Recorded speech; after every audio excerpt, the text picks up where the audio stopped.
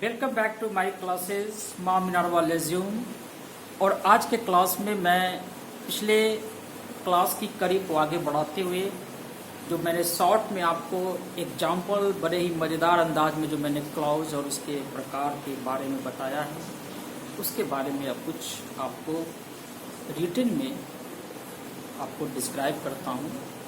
आप इसका स्क्रीनशॉट ले लें और समझने का प्रयास करें। तो आज की क्लास में हम क्लाउज और उसके प्रकार के बारे में लिखेंगे, समझेंगे और सीखेंगे। देखिए, सबसे पहले है आपका क्लाउज, CLAUSE, क्लाउज। इसको हम बोल सकते हैं वाक्य खंड, CLAUSE। क्लाउज क्या हो गया? वाक्य। इसका आप डिफिनेशन लिख सकते हैं, DEF ऊपर में N। A clause is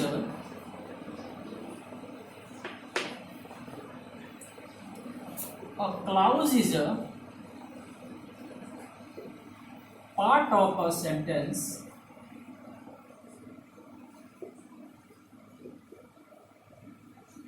which contains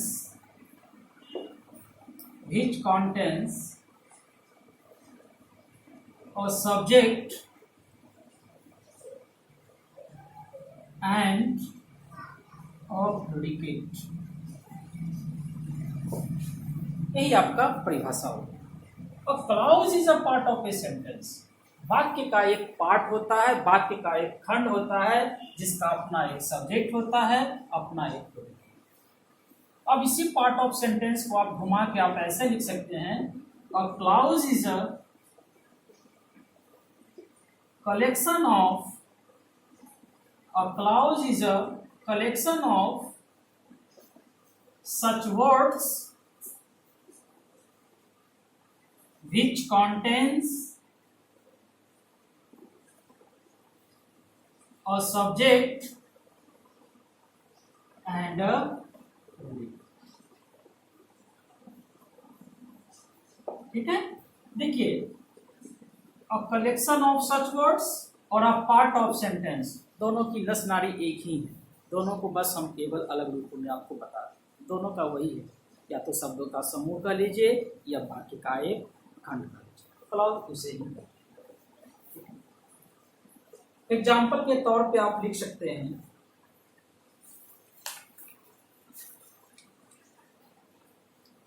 I will meet him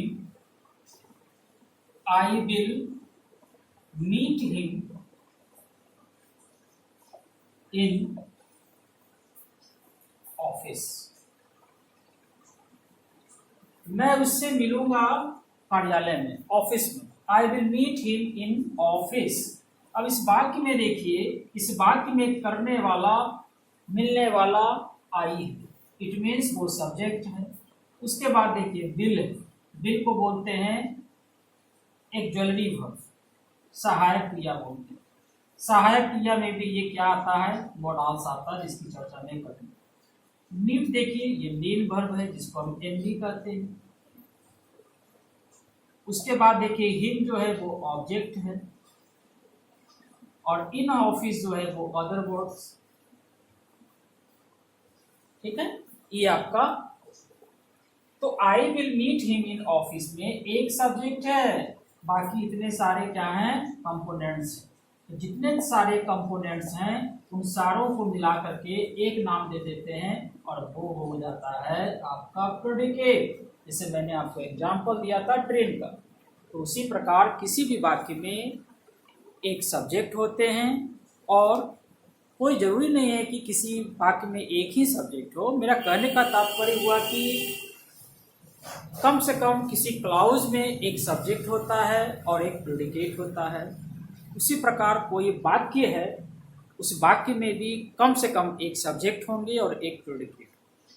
तो क्लाउज का अर्थ आपने समझ लिया कि उसमें भैया कम से कम एक सब्जेक्ट होना चाहिए और एक प्रेडिकेट होना चाहिए। जैसे I will meet him in office में आई आपका सब्जेक्ट है, बाकी will, meet, him, in, office, ये सारे आपके क्या हो गए? प्रेडिकेट। तो आप इसको ऐसे ही लिख दिए मैंने, आई आपका सब्जेक्ट हो गया, बाकी आपका प्रेडिकेट। आप इसका स्क्रीनशॉट ले लें।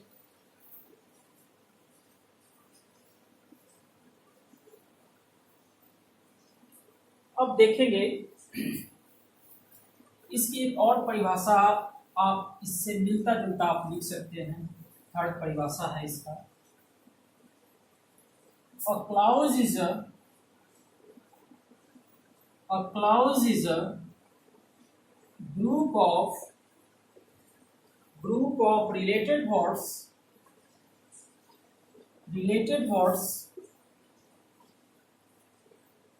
containing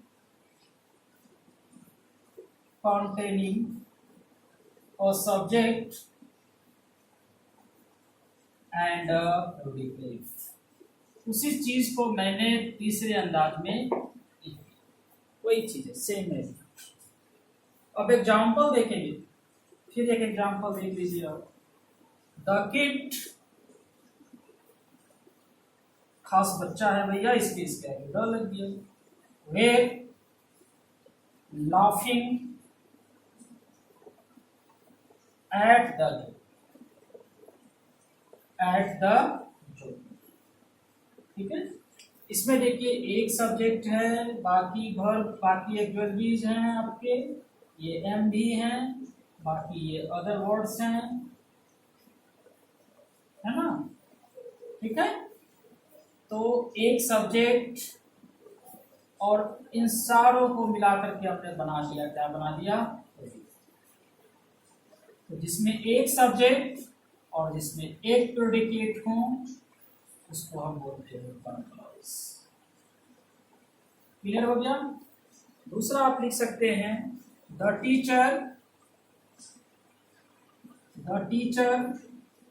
asked a question, the teacher asked a question but no one answered।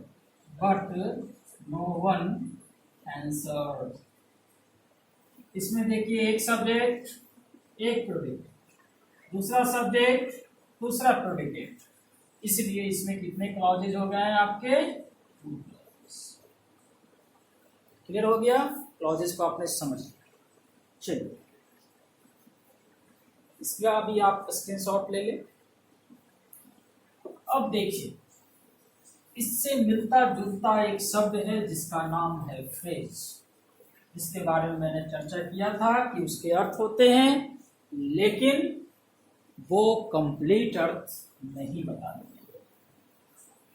ठीक है, फ्रेज, PHRASE, फ्रेज। इसका आप डिफिनेशन लिख सकते हैं, a collection of such words which has a sense means earth, but not a complete sense, जिसके अपने अर्थ होते हैं लेकिन वो पूर्ण अर्थ को नहीं बताता। कंप्लीट सेंस बोले तो पूर्ण, सेंस बोले तो अर्थ। ठीक है, हिंदी लिखाने की आवश्यकता नहीं है, आप इसको मेमोराइज कर लीजिएगा। शब्दों का वैसा समूह जिसका अपना अर्थ तो होता है लेकिन वे पूर्ण अर्थ को नहीं बताता। जबकि क्लॉज में उसका एक सब्जेक्ट आता था और प्रेडिकेट आता था। क्लियर है। आप एग्जाम्पल लिख सकते हैं, एट 11th आवर, ये एक फ्रेज है। देखिएगा 3 वर्ड्स आया, 1 वर्ड्स 2 वर्ड 3 वर्ड्स, ये तीनों वर्ड्स मिलकर के फ्रेज इसलिए कहेंगे क्योंकि इसका एक अर्थ होता है। एट 11th आवर का मतलब होता है जीवन के अंतिम समय में। तो अर्थ तो है इसका, सेंस तो है इसके पास, लेकिन ये क्या जीवन के अंतिम समय में है, कंप्लीट सेंस इसके पास नहीं है, इसलिए इसको हम क्या कहेंगे, फ्रेज करेंगे। तो दोनों में आपने डिफरेंस समझ लिया। क्लॉज जो होता है उसके पास सब्जेक्ट होता है प्रेडिकेट, फ्रेज के पास अकेला रंग, ठीक है, वो क्या होता है, कलेक्शन ऑफ वर्ड्स।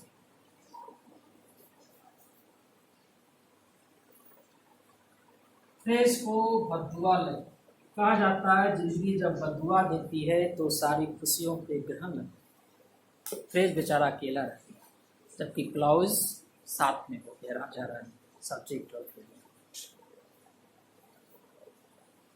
तो आपने फ्रेज भी समझ लिए, दोनों में अंतर समझ लिए। अब चर्चा करते हैं इसके टाइप्स, है ना, इसके टाइप्स की, क्लाउज की टाइप्स। फ्रेज के टाइप्स मैं बाद में चर्चा करूंगा, क्योंकि अभी क्लाउज के बाद आपको सिंपल, कंपाउंड, कॉम्प्लेक्स सेंटेंस को भी समझाना है।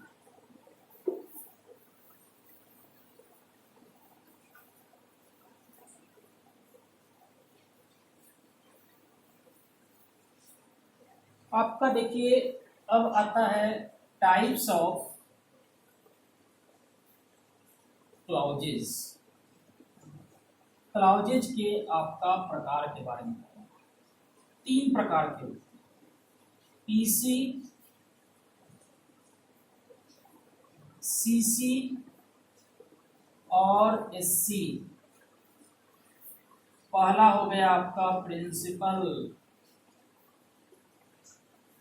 क्लाउज, दूसरा हो गया आपका कोऑर्डिनेट क्लाउज, तीसरा आपका हो गया सब ऑर्डिनेट क्लाउज।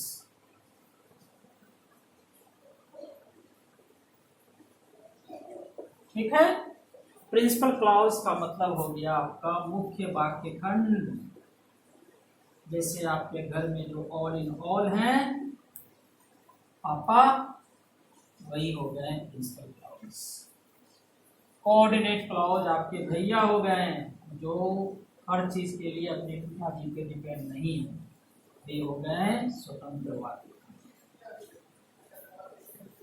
तीसरा हो गया आपके सब ऑर्डिनेट क्लाउज, आश्रित वाक्य खंड। आप हो गए जो बाल कटाने के लिए भी अपने पिताजी पे डिपेंड है। ठीक है, अब देखिए प्रिंसिपल क्लाउज में मेन आता है। प्रिंसिपल क्लाउज जो होता है वो मेन होता है, इसीलिए इसको हम मेन क्लाउज के नाम से भी जानते हैं। कोऑर्डिनेट क्लाउज जो होता है वो स्वतंत्र होता है, इंडिपेंडेंट होता है,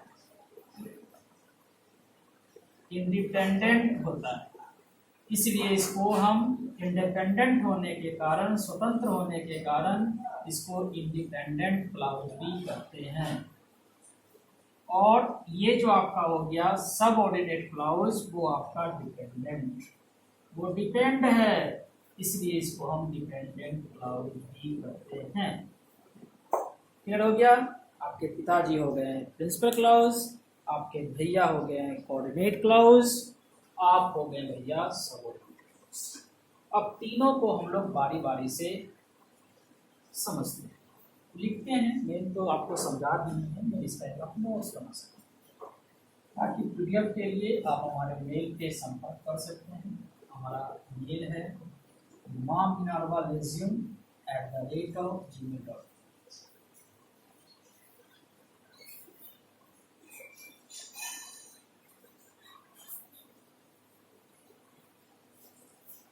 देखिए पहला जो आपका क्लाउज है वो है आपका प्रिंसिपल क्लाउज।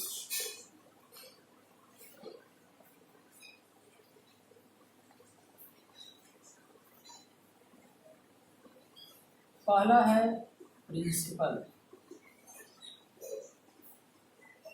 क्लाउज, इसी को आप मेन क्लाउज भी कर सकते हैं। मेन प्रिंसिपल क्लाउज या मेन क्लाउज।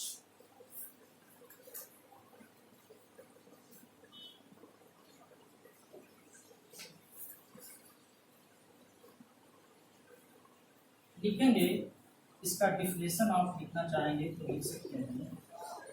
और principal clause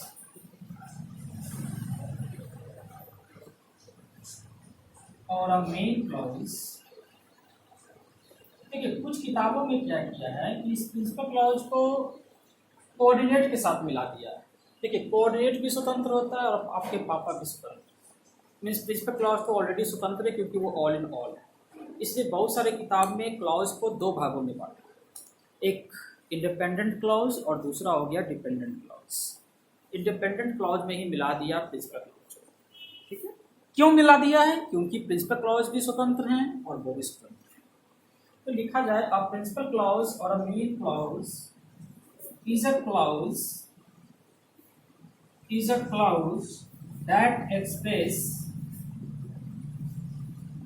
that express a complete sense या thoughts and can stand as a sentence, जिसका भैया अपना एक पूर्ण अर्थ होता है। राजा रानी मिल गया, उसकी एक अपनी कहानी है और वो एक वाक्य के जैसा है। ये आपका हो गया प्रिंसिपल क्लॉज। एग्जाम्पल आप लिख सकते हैं, आई मेट द बॉय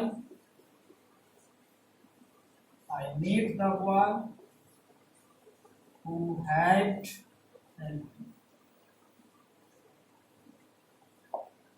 मैंने उस लड़के से मिला जिसने मेरी मदद की। तो मदद बाद में, पहले मुलाकात। ये आपका हो गया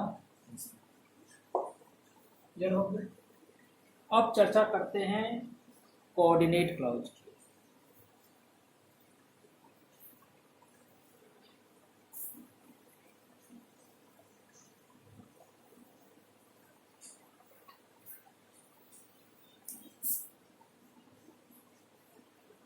coordinate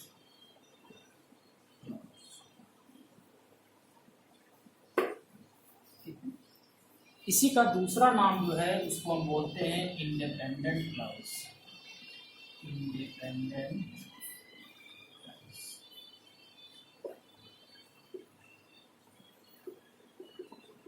it behaves just like PC means principal clause. ये जस्ट जो है वो मुख्य वाक्यखंड की तरह क्या करता है, कार्य करता है। माने मुख्य वाक्यखंड के जैसा ये क्या होता है, स्वतंत्र होता है। It behaves just like PC, वो अपना जो बर्ताव है वो बिल्कुल मुख्य वाक्यखंड के तरह करता है। And the main thing of this clause, और जो इस क्लाउज का जो मेन थीम है, it does not depend on principal clause, वो प्रिंसिपल क्लाउज पे निर्भर नहीं करता है फॉर इट्स कंप्लेंस। वो अपने अर्थ की पूर्णता के लिए प्रिंसिपल क्लॉज पे निर्भर नहीं करता है।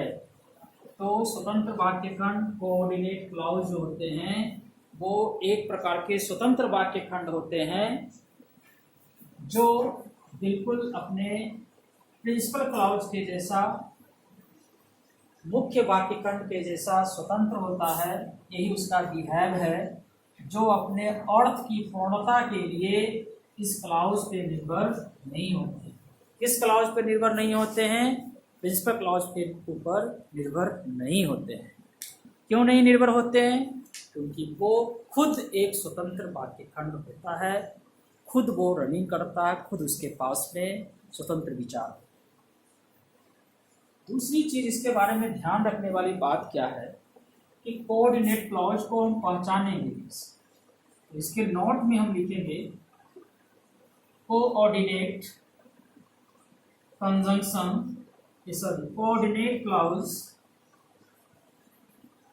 क्लॉजेस कर दीजिए। Coordinate clauses are connected by coordinate conjunction. देखिए हर कड़ी एक दूसरे से जुड़ते आ रही है, कंजंक्शन समझ रहे हैं ना, कंजंक्शन का मतलब होता है संयोजक। जैसे आप गोंद, फेविकोल, ग्लू का प्रयोग कर करके किसी पेपर को दूसरे पेपर से चिपका देते हैं। जैसे दो ट्रेन के कंपार्टमेंट में आपस में आयरन रॉड से जुड़े होते हैं, वैसे ही वाक्य में भी दो शब्द जुड़े होते हैं, जैसे आई एंड यू। इसमें एंड जो है वो क्या हो गया, कंजंक्शन। तो कंजंक्शन का एक प्रकार है कोऑर्डिनेट कंजंक्शन। कोऑर्डिनेट का मतलब होता है स्वतंत्र, मैं बार बार बता रहा हूँ, स्वतंत्र। तो ये स्वतंत्र कंजंक्शन के साथ जुड़े होते हैं। अब एक सवाल आया था ना कि कोऑर्डिनेट क्लॉज क्यों स्वतंत्र होते हैं? तो कोऑर्डिनेट क्लॉज इसलिए स्वतंत्र होते हैं, इसलिए उसके पास इतनी पोटेंसी है क्योंकि उसकी दोस्ती जो है वो कोऑर्डिनेट कंजंक्शन से, इसलिए वो स्वतंत्र होता है। और कभी कभी पापा के जगह पे खुद आकर करके अपने छोटे भाई की डांट लगाता है क्योंकि वह भी स्वतंत्र है।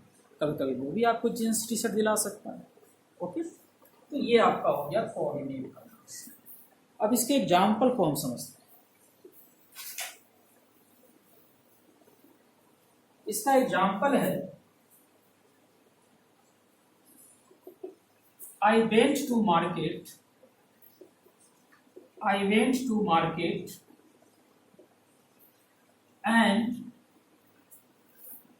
buy some vegetables.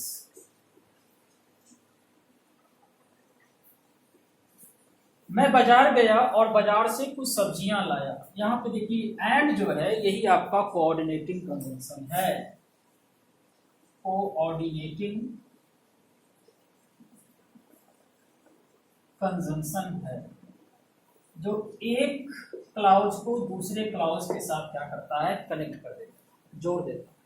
मैं बाजार गया और सब्जी लाया, कोई जरूरत नहीं, आप फल भी ला सकते थे, आप कुछ भी ला सकते थे। ये वाक्य इस वाक्य पे निर्भर नहीं है, इसलिए ये क्या हो गए आपके कोऑर्डिनेट क्लाउज। आगे का ये जो पूरा वाक्य है वो आपका हो गया प्रिंसिपल क्लाउज। पहले आप बाजार गए, उसके बाद सब्जियां लाए, लेकिन आप कोई जरूरी नहीं था कि आप सब्जी ही लाते, किसी और चीज को लाते। ठीक है, तो ये हो गए स्वतंत्र वाक्य का। तो मैंने आपको याद कीजिए, मैंने आपको बताया था कि सिंपल सेंटेंस में केवल एक क्लाउज होते हैं और वो होते हैं मेन क्लाउज, प्रिंसिपल क्लाउज। इस वाक्य में आपने क्या देखा? इस वाक्य में आपने देखा एक पीसी है, एक प्रिंसिपल क्लाउज है और दूसरा क्या है, सीसी है, मीन्स कोऑर्डिनेट क्लाउज। तो पीसी और सीसी का कॉम्बिनेशन क्या हो गया, कौन सेंटेंस हो गया, याद पाड़िए, वो होता है कंपाउंड सेंटेंस। आपके पापा और भैया जब मिल गए तो कोऑर्डिनेट कंजंक्शन जब पीसी के साथ जुड़ गया तो वो बन गया कंपाउंड सेंटेंस। ठीक है, एग्जाम्पल भी आपने देख लिया। तीसरे टाइप का जो कंजंक्शन है